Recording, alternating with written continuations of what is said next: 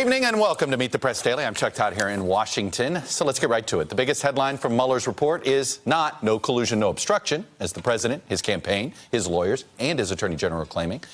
The biggest headline is that the report makes the case the president tried to collude and makes a detailed case of how he tried to obstruct. On collusion, which Mueller's report says the president himself told the campaign he knew about upcoming WikiLeaks releases. He sought updates about them. The campaign planned a communication strategy around them. The campaign was also receptive to Russian offers of assistance, some tied directly to the government. So just let all that sink in. The president and his team did not commit the hacking crime, but they cheered it on and they amplified its reach. Then Mueller lays out a heck of a lot of evidence that the president tried to obstruct the investigation into Russian interference. Mueller says President Trump tried to influence the investigation and had a clear motive to do so. He lays out evidence that the president tried to curtail it, tried to control it, and ultimately tried to end it.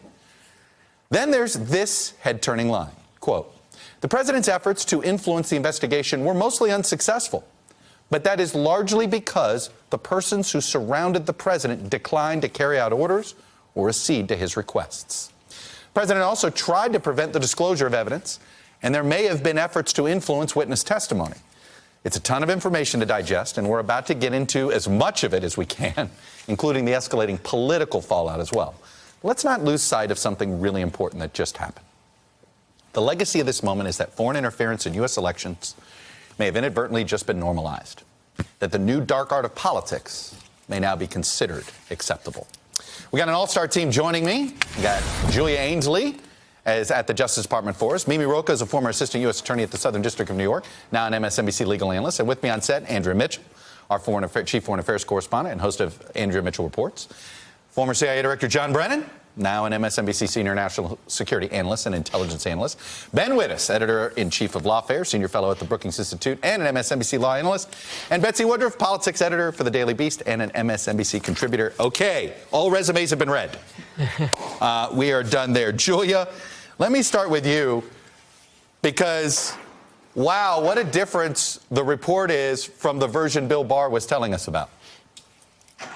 That's right, Chuck. I think the big question for people today is, can they trust the Attorney General going forward when it seems that there were large discrepancies between how he described this report and then what we actually found in it, the incredible links that this president went to try to at least fire his special counsel and successfully fire his FBI director, everything he did to try to stop this investigation in its tracks. One thing that comes to mind is how 2 days after he tried to convince his White House counsel, Don McGahn, to fire special counsel Mueller, that proved unsuccessful. He then went to Corey Lewandowski, who didn't even work in the White House, but had been part of his campaign, and asked him and had him dictate a message that he wanted Jeff Sessions to read to unrecuse himself. So why you have these big discrepancies? We've been inside the Justice Department talking to officials after some of this fire has died down to say, so what gives? Why did the Attorney General say that obstruction was just something that Robert Mueller couldn't prove? And they say that one thing that's key here is that they say that that Office of Legal Counsel opinion, which sounds wonky but really does matter here, that opinion that says that you can't indict a sitting president was one factor, but not the only factor that Robert Mueller included in his consideration not to charge the president with obstruction. And so today we heard very careful wording from the Attorney General in that unprecedented press conference when he said he asked Robert Mueller if he would charge with obstruction if not for that OLC opinion, and he said no. But there were disagreements, and the Attorney General even said so today, that there were disagreements between this Justice Department and Robert Mueller's team when it came to this issue of obstruction. And one thing that I think is really clear going forward is how this special counsel left a roadmap open for Congress to come in here and said it was completely within their rights. And that, of course, again, counters what we heard from the Attorney General here today, where he said that he was the final arbiter of that decision. Mimi Rocah, the declination of charges, when you go into it, and particularly at the end of Volume 1, and the explanations by Robert Mueller and his team to why they chose not to indict Donald Trump Jr., though they seemed to indicate it was a close call, why they did not indict Jared Kushner, why they did not indict a couple of other people. And ultimately, it comes down to They just didn't think, while they might get an initial conviction, they didn't think they could sustain a conviction. It just was an interesting way for them to word it. They were essentially saying, we've got all this circumstantial evidence. There's a lot here that smells, but we don't think any conviction we could put together would last. So this is where we're at. You've probably had plenty of cases like this where you know something smells fishy, you just don't have enough evidence. Yeah, Chuck, I found that fascinating. And look, I think Mueller and his team, quite honestly, took a pretty conservative approach on charging. Prosecutors, as we all know, have a lot of discretion. And you can look at a case and say, well, I think it's there. But, you know, this is somewhat of a novel legal question. For example, when Mueller talked about the Trump Tower meeting and whether receiving, you know, the, quote, dirt on Hillary would constitute something of value under the statute. And he did an analysis where he says, look, it could be considered a thing of value. And he goes through and you kind of think he's going to say it is a thing of value. But then he says, but no court has directly addressed that. And you kind of get the sense that he doesn't want to create go to this novel issue of law in this case. And I can understand that. We shouldn't have two standards for higher profile defendants and non-high profile. But on the other hand, I think, you know, Mueller in general, probably, as everyone has said for the past 18 months who knows him, takes a conservative approach. And he seems to have done that here. I think other prosecutors could have differed. And let me interrupt you in one thing, because I'm not a lawyer, but one of the basic facts we're taught all the time in life is ignorance of the law is not a defense. Apparently, unless you commit campaign finance crimes. Because what was amazing here is that apparently that is a defense on campaign finance law, that if you don't know or understand the law, you could say, I didn't know that I couldn't accept this unvalued piece of material from a foreign government. Right. Well, you're still right that ignorance of the law generally is not an excuse. But there are certain crimes, and campaign finance crimes are one of them, that do have a slightly higher standard of intent for prosecutors to prove. You don't have to show that they knew exactly what the law was, but that people had a general sense that what they were doing was wrong. And we've talked about this actually a lot in the context of the other campaign finance violations case involving Trump, and where there seems to be pretty ample evidence that he, you know, is aware of what the limitations were there. But I guess here, Mueller seems to have concluded, as you said, that even with that heightened but still general level of intent, he wouldn't have been able to show it. But again, I think this goes to exactly the point we were just talking about. I think he was took a pretty conservative approach, which goes against, of course, this whole idea of a witch hunt, and I think highlights what you and Julia were talking about in obstruction, where he seems to me to have said, whoa, there's a lot of evidence of obstruction here. I'm not saying charges or no charges, because that's not my role in this case where the president can't be charged, and I'm tossing this to Congress. So I think it actually highlights how much evidence he saw of obstruction here. All right, I want to try to first have a discussion about Volume 1, and then we can have which is the conspiracy and the hacking itself, since we've got somebody who may have finally could reveal some of the stuff that you may have learned, Mr. Brennan. And then I want to get into the obstruction bucket second. So let me put up full screen 1, guys. And what comes from the report on page 173. In sum, the investigation established multiple links between the Trump campaign officials and individuals tied to the Russian government. Those links included Russian offers of assistance to the campaign. In some instances, the campaign was receptive to the offer, while in other instances, the campaign officials shied away. Ultimately, the investigation did not establish that the campaign coordinated or conspired with the Russian government in its election interference activities. But it feels like there's a huge but here, Ben, with us. Yeah, the huge but is basically that the standards of conspiracy require that the two conspirators or multiple conspirators have some kind of meeting of the minds. But if there's just kind of ships that are sailing in the same direction and kind of doing favors for each other and, you know, both enjoying it, that's not going to get you there. And so I think, the president wants to say no collusion, right. But the real lesson here is that there's a lot of collusion that's legal. John Brennan, knowing what you saw, the reports you were getting when you were in the job in the summer of 2016, reading what Mueller came up with, reading this, it seems as if Mueller's theory of the case was, boy, the hack itself was not a conspiracy between the Trump campaign and the Russian government. But boy, if they could have, they would have. If there had been other information, they would have. They certainly intended to try to do whatever it took. And the Russians were certainly looking for ways in, but they never matched intent with an action. Yeah. Well, I think the Mueller report shines a light on many of those things that we were watching in 2016. And as the report points out, there was a lot of very aggressive Russian efforts to try to make contact and to engage with people who had influence with Donald Trump or with the campaign itself. And there was a receptivity to those types of overtures. And these were the things that greatly worried myself and Jim Comey.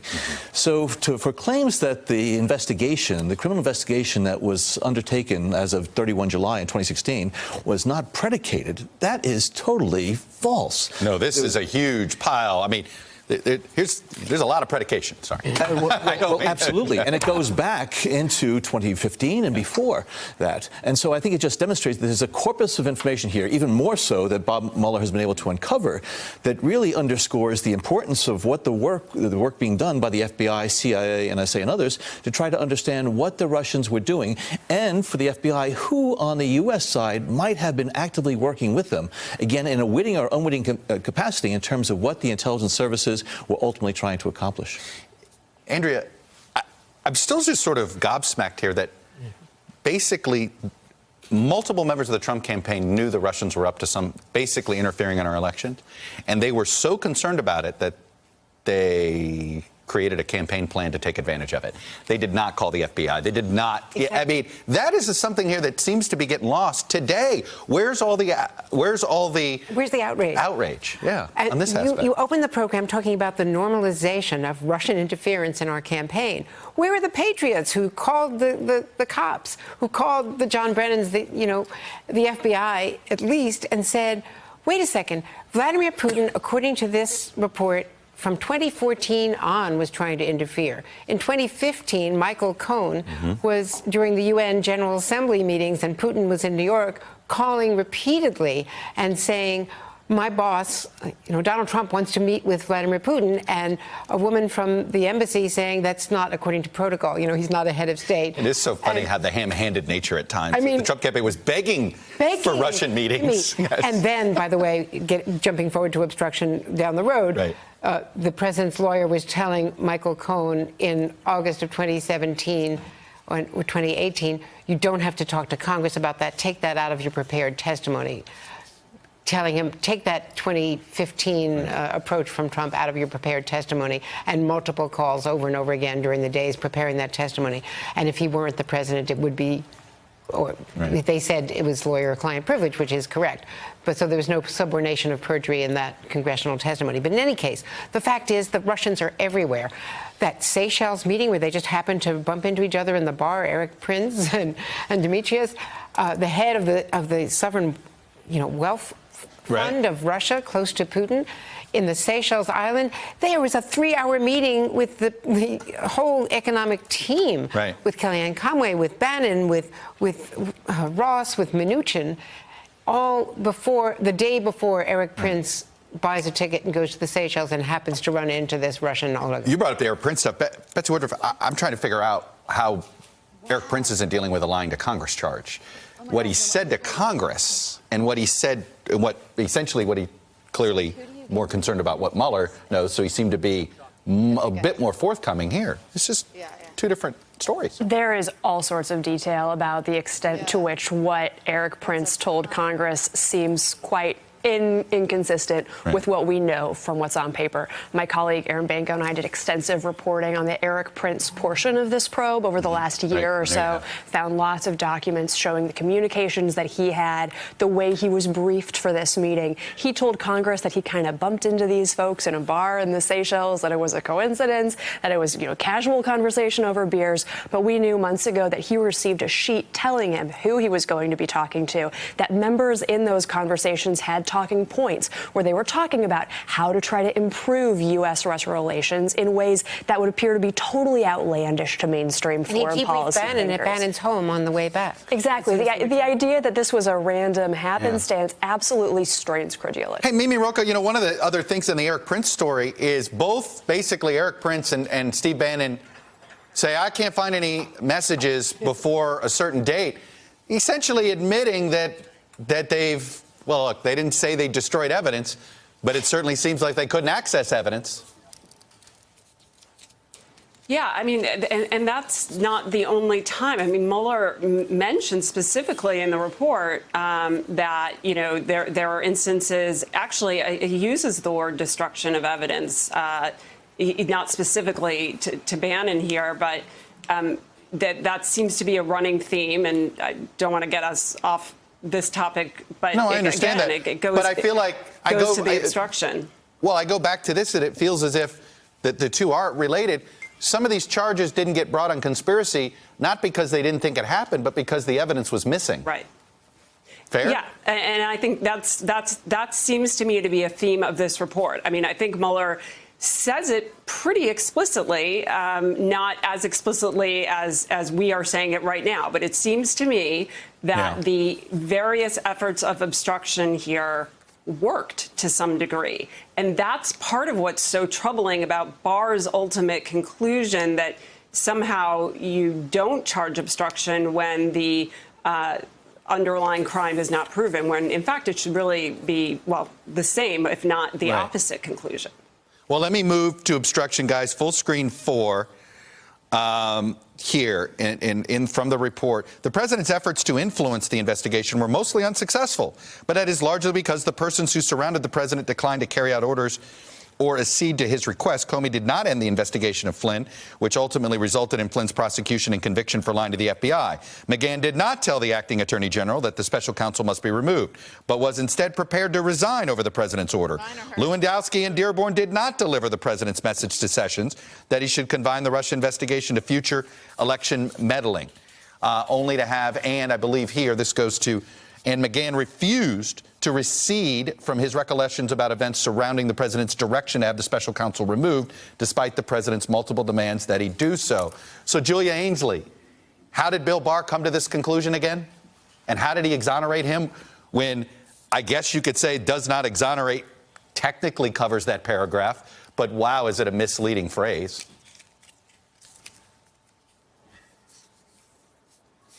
I'm sorry, Chuck, was that to me? That's okay, Julia. I'll give you a second. I know you've got a million voices there.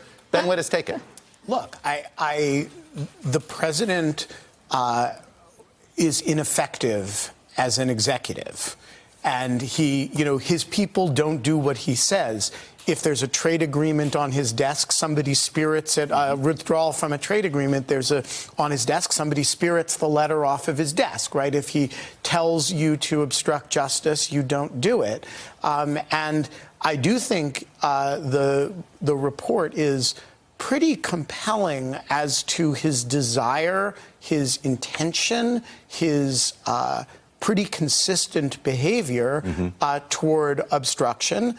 And by the way, that is generally enough. You don't actually have to, giving the order is itself an obstructive act. But I do think it's very striking that this investigation was able to proceed to fruition, to completion, despite this very sustained public and private presidential effort over a long period of time to prevent it from happening. And one thing that is a testament to is how ineffective Donald Trump is as president. Well, there were West Wing guardrails. Turned out Don McGahn was a guardrail about the rule of law. 30 hours of testimony. All right. I'm just really struck by the fact that in this report, they say there were two phases where the president's obstruction can be viewed in terms of his intent.